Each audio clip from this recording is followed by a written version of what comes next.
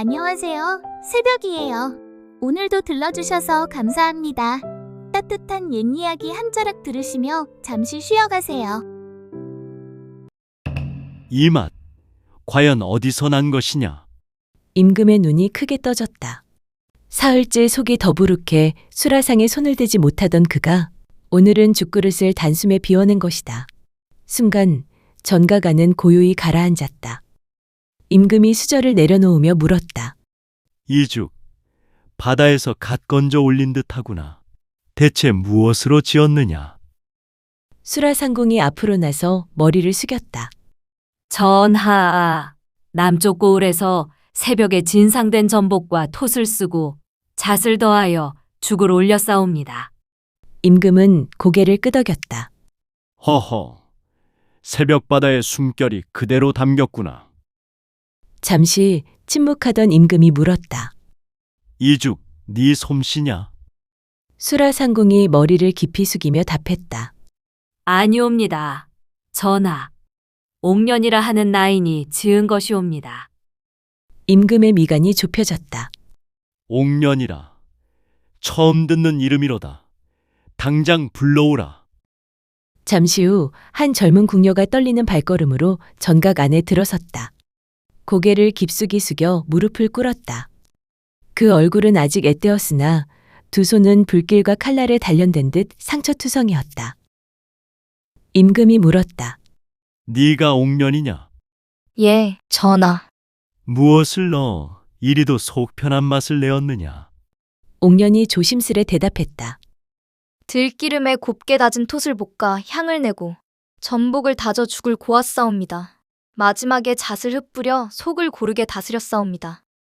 임금은 다시 죽을 들이켰다. 바다의 향은 은은하되 비리지 않았고 고소하되 번잡하지 않았다. 답답하던 속이 한결 풀리자 임금의 얼굴에 미소가 번졌다. 사흘 만에 그릇을 다 비우는구나. 참으로 묘한 손맛이로다. 전가간의 모든 시선이 옥년에게 쏠렸다. 그날 이후 옥년의 이름은 궁중에 널리 퍼지기 시작하였다. 옥년은 평범한 평민의 집에서 태어난 딸이었다. 13해 되던 해 집안이 기울어 궁으로 들게 되었다. 그날부터 옥년은 새벽마다 물을 이고 종일 불길 앞에 앉아 재를 털었다. 손등과 얼굴은 시커멓게 그을렸지만 입가엔 해맑은 웃음이 번졌다. 허나 허드렛 일 속에서도 늘 눈과 귀를 세웠다. 국을 끓이는 법, 불을 다스리는 법, 장을 담는 법을 하나하나 마음에 새겼다. 꾸지람이 떨어져도 고개를 숙였을 뿐 속으로는 다짐했다. 언젠가 내 손으로 수라를 지어보리라. 옥년은 손맛만 특별한 것이 아니었다. 틈만 나면 책을 읽고 이 약초 저 약초를 맛보며 익혔다. 쓴맛과 단맛, 매운맛과 짠맛을 가리지 않고 입에 머금어 기억해두었다. 하여 20살이 되자 그 누구도 따를 수 없는 솜씨를 지니게 되었다. 수라상공이 옥년을 불러 세웠다. 옥년아, 이 맛을 어디서 배웠느냐? 옥년이 고개를 숙이며 답했다.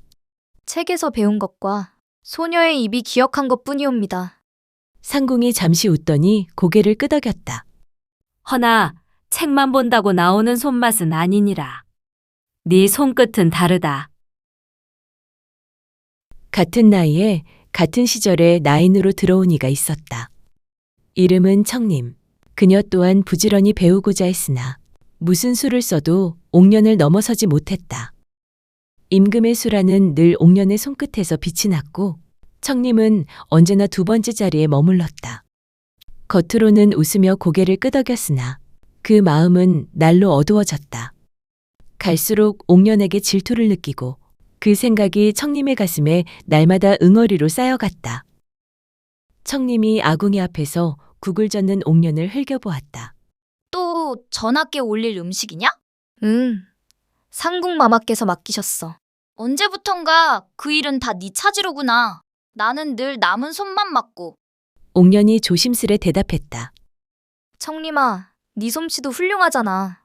다만 전하의 입맛이 다른 것이겠지. 청림의 입술이 굳게 다물렸다. 전하의 입맛이 달라서?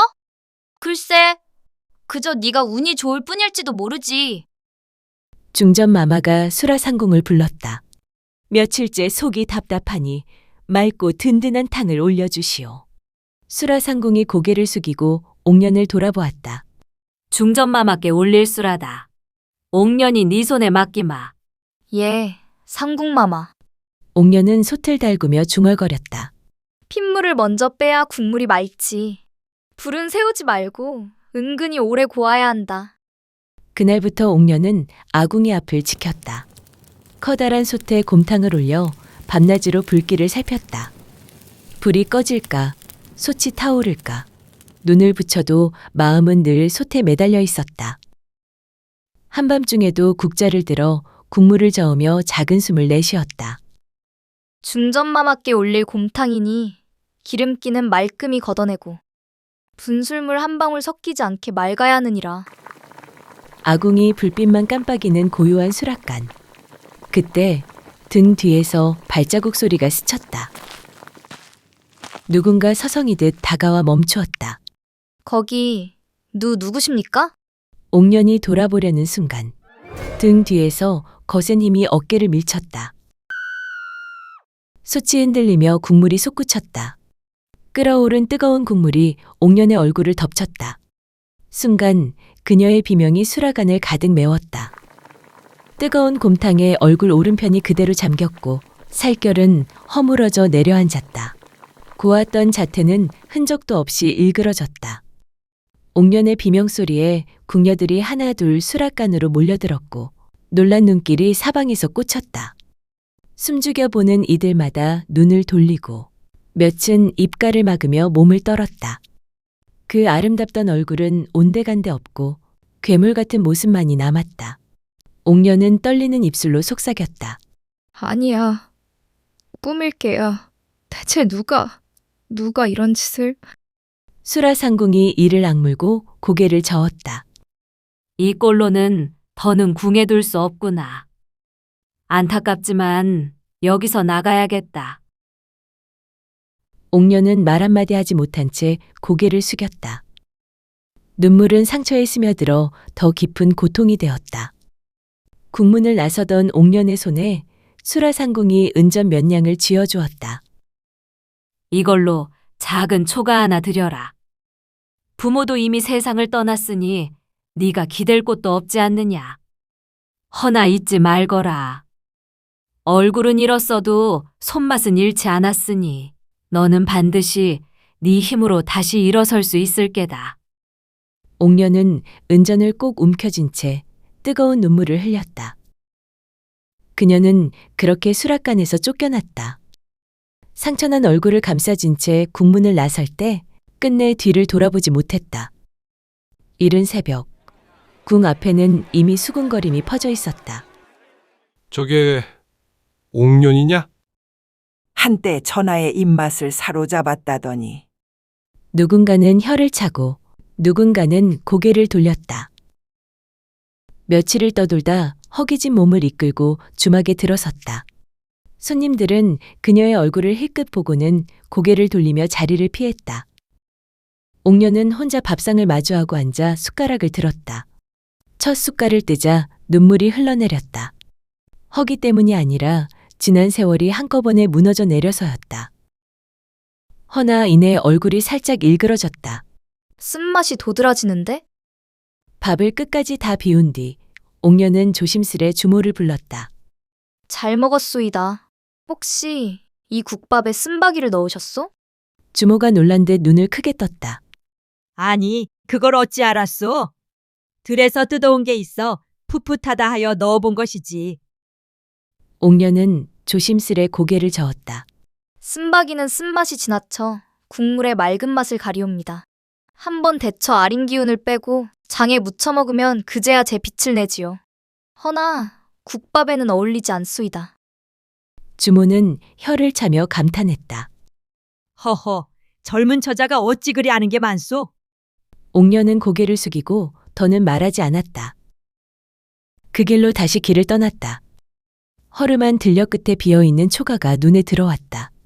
그곳에 몸을 의탁하며 며칠을 스스로를 가두듯 지냈다. 거울 아닌 물에 비친 얼굴은 일그러져 있었고 사람들의 눈길을 떠올릴 때마다 가슴이 저며왔다. 허나 옥녀는 마침내 솥을 붙들며 다짐했다. 이대로 주저앉을 수는 없어. 내게 남은 것은 손맛 하나. 그것이면 다시 살 수 있을 것이야. 낡은 기둥에 허름한 간판 하나를 걸었다. 그리하여 세상에서 버려진 한 여인의 주막이 시작되었다. 낡은 초가 대문에 걸린 간판은 삐뚤게 매달려 있었다. 주막이라 쓴 글씨는 희미하고 비뚤어 누구도 눈길을 주지 않았다. 옥녀는 홀로 앉아 솥을 달구며 속으로 중얼거렸다. 언젠가는 누군가 한 숟갈은 떠주겠지. 그날 해가 기울 무렵 길손 하나가 들어섰다. 남루한 옷차림에 지팡이를 짚은 사내였다. 여기 따뜻한 국밥 한 그릇 있어? 옥녀는 고개를 숙이고 대답했다. 예, 잠시만 기다리시옵소서. 그녀는 곧 솥에서 국을 떠내어 상에 올렸다. 사내가 숟가락을 들어 국을 한 모금 머금더니 눈을 크게 떴다. 보기엔 허름하나 이 맛은... 그는 다시 연거푸 숟가락을 놀렸다. 얼굴에는 뜻밖의 기쁨이 번졌다. 막대 텁텁하지 않고 깊대 무겁지 않구나. 이 집 보통 솜씨가 아니로다.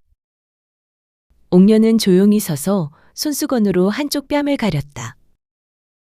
사내가 국그릇을 다 비우고 자리에서 일어섰다. 주모, 이 솜씨라면 곧 손님이 몰 일이다. 허나 어찌 얼굴을 가리고 서 있느게요? 옥녀는 고개를 돌리며 낮게 말했다. 그저 불길에 댄 흔적이 있을 뿐이옵니다. 사내는 더 묻지 않았다. 대신 작은 웃음을 남기고 발걸음을 옮겼다. 그날 이후 길손들의 발길이 서서히 주막으로 향하기 시작했다. 허름한 간판 아래 수락관에서 쫓겨난 여인의 솥이 다시 사람들의 입을 열게 한 것이다. 새로 문을 연 낡은 주막이 있다는 소문에 사람들은 문턱 앞까지 왔다가 옥년의 얼굴을 보고 흠칫 물러서곤 했다. 허나 한 번 입에 댄 이들은 다시 발길을 돌리지 못했다. 역시 수락관에 있었다더니 소문이 많나 보. 저 처자 손맛이 보통이 아니야. 얼굴은 흉측하나 이 맛은 잊히질 않는다. 속이 편하고 국물이 깊어 자꾸 생각나는구나. 소문은 점점 퍼졌다. 낮이면 잔뜩 땀에 젖은 농부들이 들렀고 밤이면 젊은 총각들이 술잔을 빌미로 기웃거렸다. 대문 옆에 기대어 속삭이는 소리도 잦아졌다. 어느 날 옥년의 음식을 맛보던 한 안악이 눈을 동그랗게 뜨며 물었다. 어머나, 이건 처음 먹어보는 맛인데? 대체 어찌 이런 맛을 내는 게요? 이 맛이면 우리 서방한테 이쁨 받겠수다. 옥년은 잔잔한 미소를 머금고 담담히 말했다. 그저 민물고기 육수에 들깨를 더해 비린내를 잡고 여기에 여러 양념을 고루 섞어낸 것일 뿐이옵니다. 그 무렵 과거에 또 낙방한 한 사내가 있었다. 이름은 노석구. 허름한 도포의 남루한 꼴로 터덜터덜 고향길을 내려오고 있었다. 배는 고팠으나 주머니엔 가진 것 하나 없었다. 저녁 무렵 길가에 허름한 주막이 눈에 들어왔다. 간판은 삐뚤게 걸려 있었고 안에서는 은은한 국물 냄새가 풍겨나왔다. 석구는 잠시 머뭇거리다 안으로 들어섰다. 언제 생겼지? 이 주막은 처음 보는구먼.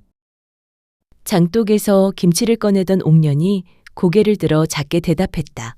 예, 얼마 전 막 장사를 시작하였사옵니다. 석구는 헛기침을 하고는 머뭇머뭇 입을 열었다. 혹시 외상 부탁드려도 되겠소? 제가 가난한 선비라 주머니 사정이 딱하오. 허나 꼭 갚겠소이다. 느티나무 아래 낡은 초가에 사는 초라한 선비 노석구라 하오.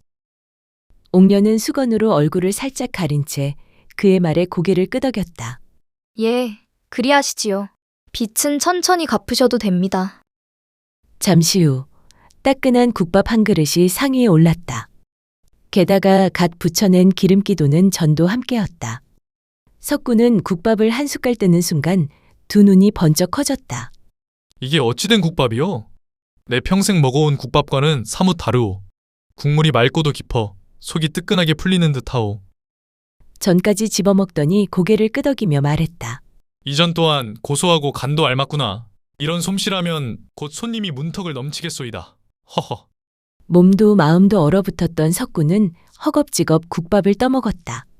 며칠을 굶은이처럼 정신없이 먹는 그의 모습에 옥년의 입가에는 모처럼 따스한 웃음이 번졌다. 그 순간 따끈한 국물과 함께 두 사람의 인연은 고요히 시작되고 있었다. 점차 시간이 흐르자 옥년의 주막은 마을에 널리 소문이 퍼졌다. 얼굴은 흉측하되 손끝은 천하일미였다. 한번 맛본 이들은 마치 홀린 듯 다시 발길을 돌려왔다. 총각들 또한 수근거리며 주막 앞을 기웃거렸다. 허허허, 옥년이 얼굴이야 좀 흉하다지만 손맛 하나는 천하 제일이잖아. 마을 총각들은 농담 반, 진담 반으로 웃음을 터뜨렸다. 그렇게 옥년의 주막은 점점 입소문을 타며 밤마다 사람들의 웃음소리로 가득 찬 인기 주막이 되어갔다. 석구는 매일같이 주막을 찾았다. 주머니 사정은 넉넉지 못했으나 대신 땀과 손길로 빚을 갚았다. 산에 들러 약초를 캐오고 장작을 패며 불길을 돕고 무거운 항아리도 말없이 옮겼다. 오늘 산에서 더덕을 좀 캐왔소. 장에 조물조물 묻혀내면 술안주로 그만이지. 손맛 좋은 옥년이 손에 들어가면 오늘 밤 손님들 덩실덩실 춤이라도 추겠구려. 하하. 옥년은 얼굴을 수건으로 가리며 부드럽게 웃었다. 선비님 덕분에 큰 도움이 되옵니다. 국밥 한 그릇 더 드시지요. 석구는 따끈한 국밥을 들이키며 말했다. 이 집 국밥은 아무리 먹어도 질리질 않소. 허나 매번 얻어먹기만 하는 것 같아. 미안하구려. 옥년은 살짝 고개를 저으며 미소 지었다. 그런 말씀 마세요. 약초도 캐오시고 장작도 패주시니 이만한 손님이 또 어디 있겠사옵니까? 그 말에 석구는 얼굴을 붉히며 헛기침을 했다. 허허, 그리 말씀하니 괜스레 부끄럽구려. 허나 손님이 끊이질 않는 옥년의 주막 때문에 옆 주막은 곤두박질을 쳤다. 손님들이 모조리 옥년의 집으로 몰려오니 그 주모는 속이 부글부글 끓어올랐다. 허! 저 여자가 무슨 짓을 한 게야? 괴물 같은 얼굴에 손님이 끊이질 않다니. 분명 사람 홀리는 수작을 쓴 게 틀림없다. 그리하여 마침내 헛소문이 나돌기 시작했다. 들었소? 옥년이란 처자가 음식에다 괴상한 가루를 넣는다더이다. 궁에서도 나쁜 짓을 하다가 얼굴이 그리 됐다던데? 하면 우리가 홀린 듯 맛있다 한 게 그 탓이란 말이오? 그럼 그렇지. 이 세상에 그런 맛이 있을 리가 없지 않소. 수군거림은 삽시간에 퍼져나갔다. 주막 앞 발길이 눈에 띄게 줄어들었고 옥년은 한동안 빈자리를 바라보며 깊은 한숨을 내쉬었다. 헛소문은 이미 온 마을을 뒤덮었고 사람들은 진실을 캐려 옥년의 주막에 몰려들었다. 그때 석구가 앞으로 나서며 큰 소리로 외쳤다. 여기 모인 분들 똑똑히 들으시오. 옥년의 소태는 괴상한 가루 따위 들어간 적 없소이다. 그 맛의 비결은 오직 불과 물, 그리고 정성뿐이오. 같은 재료라도 누구의 손끝에 닿느냐에 따라 그 맛이 천지 차이 아니겠소.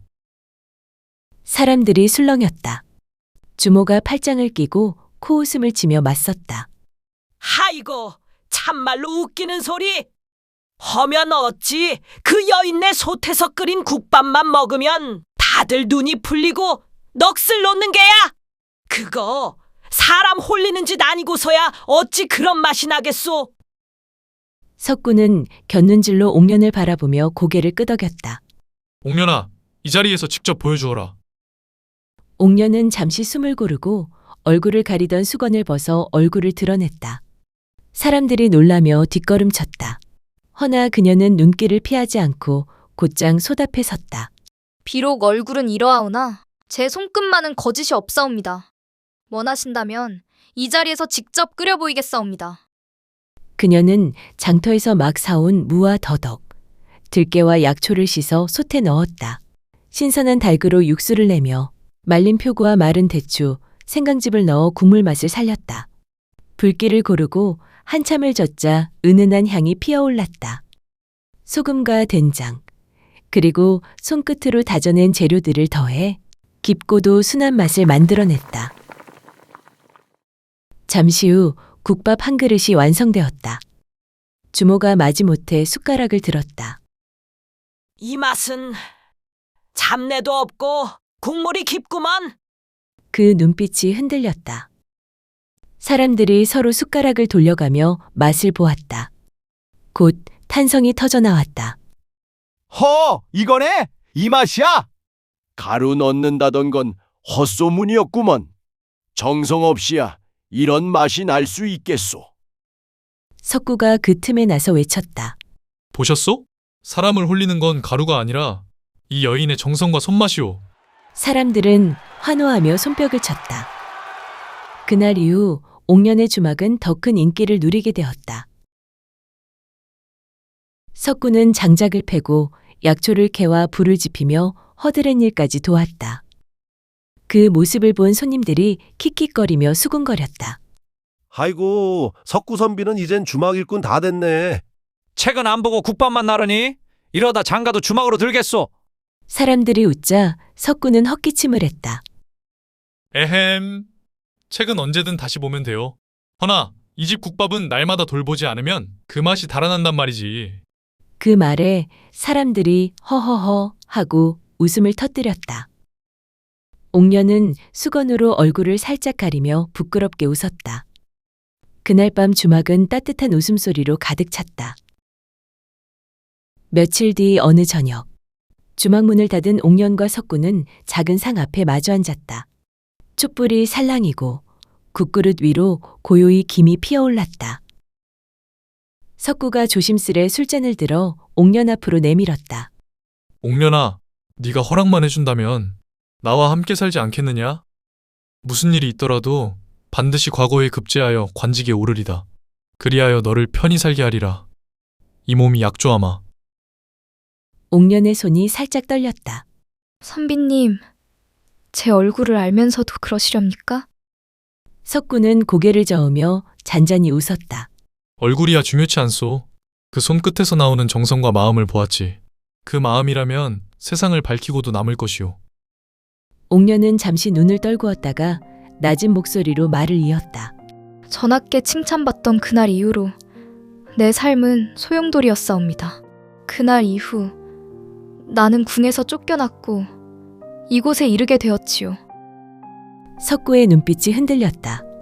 궁에서 일하던 나인 중 얼굴에 상처를 입고 사라졌다는 소문을 들은 적이 있었으나 차마 그 당사자가 눈앞의 그녀일 줄은 몰랐다. 옥년은 깊은 숨을 고르고 마침내 궁에서 쫓겨나게 된 사연을 석구에게 들려주었다. 석구는 말없이 그녀의 손을 꼭 잡았다. 그 손끝이 미세하게 떨렸으나 그 떨림 속엔 지난 세월의 아픔보다 더 단단한 믿음이 깃들어 있었다.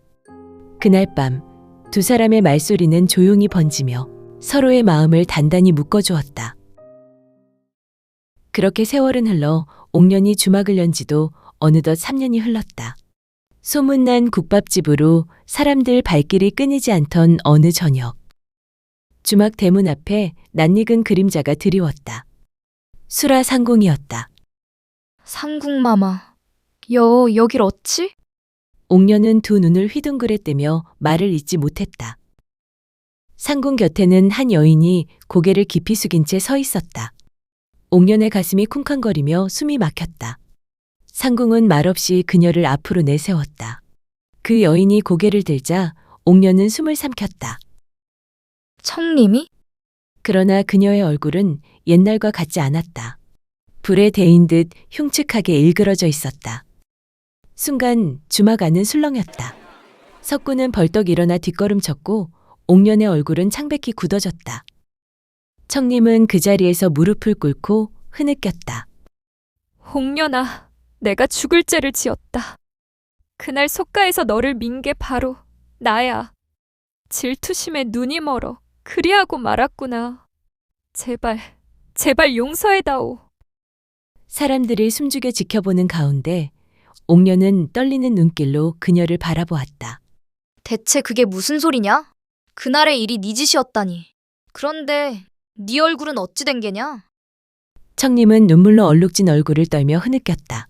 그날 내가 저지른 짓을 어린 궁녀가 모두 보고 있었어.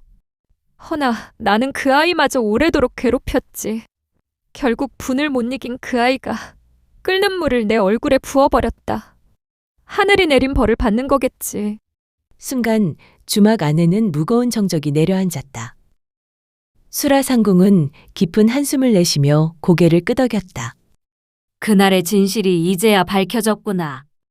죄는 이미 드러났으니 각자 감당할 길만 남았을 뿐이다. 옥년아, 지난 일은 모두 흘려보내고 이곳에서 새 삶을 열어가거라. 청님은 땅에 이마를 박은 채 흐느꼈고 옥녀는 말없이 눈을 감았다. 그 눈가에 맺힌 눈물이 뺨을 타고 흘러내렸다. 그 한마디를 남기고 상궁은 청님을 데리고 발걸음을 옮겼다.